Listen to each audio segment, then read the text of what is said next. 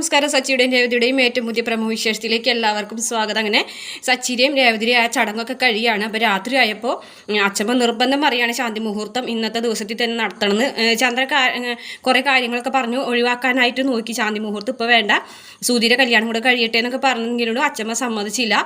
പക്ഷേ ചന്ദ്ര ഒരു കാര്യം ചെയ്യും, അതിൻ്റെ ഒരു പ്രതികാരം തീർക്കാന്നുള്ളവനും ചന്ദ്ര നമ്മുടെ രേവതിയോട് അവിടെ മുഴുവനും വെള്ളം ഒഴിച്ചിട്ട് കഴുകി വൃത്തിയാക്കാൻ പറയും. അങ്ങനെ ഇപ്പം എന്തിനാണ് അമ്മ അത് ചെയ്യുന്നതെന്ന് ചോദിക്കുമ്പോൾ നീ ഇങ്ങോട്ടൊരു ചോദ്യങ്ങളൊന്നും ചോദിക്കേണ്ട, ഞാൻ പറഞ്ഞതനുസരിച്ചാൽ മതി എന്ന് പറഞ്ഞിട്ട് അവിടെയൊക്കെ കഴുകി വൃത്തിയാക്കാൻ പറയും. അങ്ങനെ രേവതി അത് ചെയ്തുകൊണ്ടിരിക്കുന്ന സമയത്ത് രേവതിയോട് വന്ന് പറയാണ്, ഞാനിപ്പോൾ ഈ കഴുകി വൃത്തിയാക്കാൻ പറഞ്ഞത് എന്തിനാണെന്ന് നിനക്കറിയോ?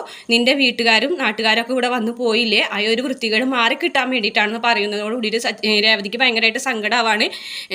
രേവതി ഭയങ്കരമായിട്ട് കരയുന്ന സമയത്താണ് സച്ചി അവിടേക്ക് വരുന്നത്. സച്ചി രേവതിയോട് ചോദിക്കുന്നുണ്ട് എന്താ കരഞ്ഞാൻ ചോദിക്കുമ്പോൾ രേവതി ആദ്യം പറയാനായിരുന്നു കൂട്ടാക്കുന്നില്ല. പക്ഷേ നിർബന്ധിക്കുമ്പോൾ പറയുന്നുണ്ട്, എന്ത് പറയാനാണ്, ഞാനിവിടെ കഴുകി വൃത്തിയാക്കുന്നത് എൻ്റെ വീട്ടുകാർ വന്നു പോയ അഴുക്ക് മാറാൻ വേണ്ടിയിട്ടാണെന്ന് പറയും. അത് ആരാ നിന്നോട് പറഞ്ഞത്? അമ്മയായിരിക്കുമല്ലേ എന്ന് പറഞ്ഞിട്ട് ചോദിക്കാനായിട്ട് പോകുന്നുണ്ട്. പക്ഷേ നിർബന്ധിച്ച് പിടിച്ച് വലിച്ച് സച്ചിനെ റൂമിലേക്ക് കൊണ്ടുപോകുന്നുണ്ട്. പക്ഷേ ആ പോണ പോക്കിൽ അവിടെ ഇരുന്ന് ബക്കറ്റ് വെള്ളം ഒറ്റ ചവിട്ടിങ്ങാണ്ട് താഴത്തേക്ക് വീഴ്ത്തുന്നുണ്ട് സച്ചി. അപ്പോൾ ആ സമയത്ത് അവരകത്തേക്ക് പോയിട്ട് അകത്ത് ചെല്ലുമ്പോൾ സച്ചി പറയുന്നുണ്ട്, നിന്നോട് ആരെങ്കിലും എന്തെങ്കിലും പറഞ്ഞിട്ടുണ്ടെങ്കിൽ നീ നല്ല മറുപടി പറഞ്ഞു കൊടുക്കണം, വെറുതെ വായം പൊളിച്ച് നിന്നാൽ മാത്രം പോരാ, നീ എൻ്റെ ഭാര്യയാണ്, നിൻ്റെയും കൂടെ വീടാണ്, നിനക്കും ഈ വീട്ടിൽ അവകാശമുണ്ട്, അപ്പോൾ അതുകൊണ്ട് തന്നെ നല്ല 4 വർത്താനം നീ അമ്മയെ തിരിച്ചു പറയണം എന്ന് തന്നെ സച്ചി പറയാണ്. അപ്പോൾ രേവതിക്ക് സച്ചിയുടെ ആ വാക്കൊക്കെ കേൾക്കുമ്പോൾ നല്ല സന്തോഷമാവും. ഇതേ സമയം രാത്രി രവീന്ദ്രൻ ആ ഒരു സമയത്ത് തന്നെ രവീന്ദ്രൻ പുറത്ത് പോയിട്ട് വരുമ്പോൾ നമ്മളെ ചന്ദ്രനെ വിളിക്കുകയാണ്, വായോ നമുക്ക് ഈ ഫ്രൂട്ട്സും കുറച്ച് പൂവൊക്കെ കൊണ്ടുവന്നിട്ടുണ്ട് ശാന്തി മുഹൂർത്തത്തിനായിട്ട് എന്ന് പറയും. അപ്പോൾ ചന്ദ്രയാണെന്നുണ്ടെങ്കിൽ അത് ഇഷ്ടപ്പെടാതെ പിന്നെ ഞാൻ അവർക്ക് മണിയറ ഒരുക്കാൻ പോലെ എന്ന് പറഞ്ഞിട്ട് അങ്ങോട്ട് വരുന്ന വഴിക്ക് ആ ബക്കറ്റും വെള്ളം അവിടെ വീണിട്ടുണ്ടായിരുന്നുള്ളൂ, അത് വഴിക്ക് വീഴാണ്.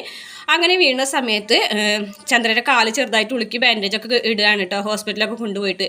അപ്പോൾ എന്തായാലും എല്ലാവർക്കും അത് ഭയങ്കര വിഷമം പോലെ ആവുന്നുണ്ട്. പക്ഷേ നമ്മളെല്ലാവരും മുന്നിൽ വെച്ചിട്ട് തന്നെ സച്ചി പറയുകയാണ് ഇങ്ങനെ ഒരു കാര്യം അമ്മ ഇവിടെ പറഞ്ഞിട്ടുണ്ടായിരുന്നു പറയുമ്പോൾ എല്ലാവർക്കും ചന്ദ്രനോട് ദേഷ്യമൊക്കെ വരികയാണ്.